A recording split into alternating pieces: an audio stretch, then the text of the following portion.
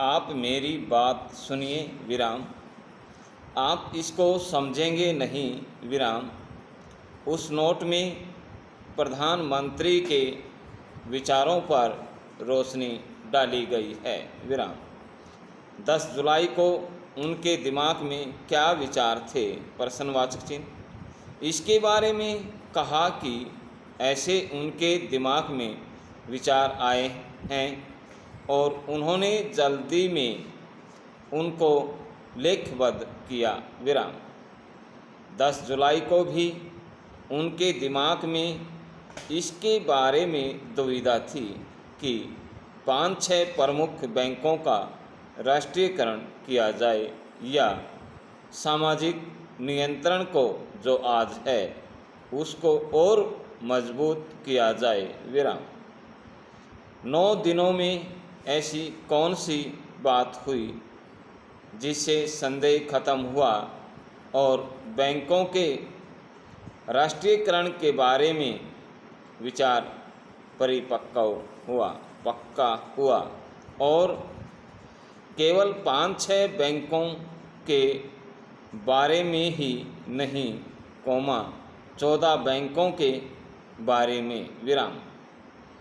इसलिए मैं कहता हूं कि जो काम किया गया है इसका मैं स्वागत करता हूं, क्योंकि मैं राष्ट्रीयकरण का समर्थन करने वाला आदमी हूं।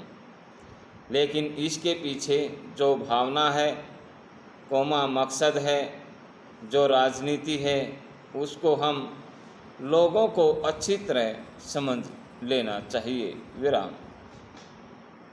पैरा, बंगलौर में यह नोट इसलिए भेजा गया था कि कांग्रेस के अंतर्गत जो सत्ता संघर्ष था, इस सत्ता संघर्ष में प्रधानमंत्री नहीं चाहती थी कि मैं भूतपूर्व अध्यक्ष कामराज और गृह मंत्री चौहान साहब इन लोगों के साथ जाएं विराम।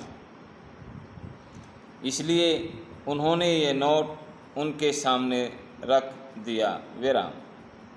नोट रखने का नतीजा यह हुआ कि कामराज साहब ने और चौहान साहब ने नोट का समर्थन किया और ये लोग बड़ी तकलीफ में पड़े विराम। फिर इन लोगों ने चौहान साहब के जरिए एक मिला जुला प्रस्ताव पास किया और इन लोगों ने फैसला किया कि संगठन के स्तर पर प्रधानमंत्री का मुकाबला करेंगे विराम। इसलिए राष्ट्रपति के चुनाव के बारे में पार्लियामेंट्री बोर्ड ने 4 के विरुद्ध 2 मतों से श्री संजीव रेड्डी के बारे में निर्णय किया विराम।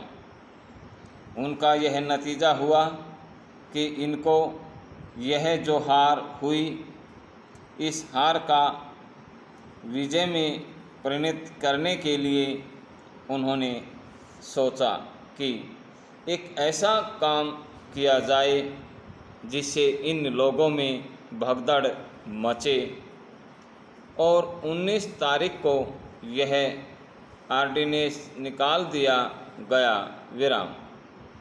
यह सत्य बात है, कोई इसको काट नहीं सकता। समाप्त।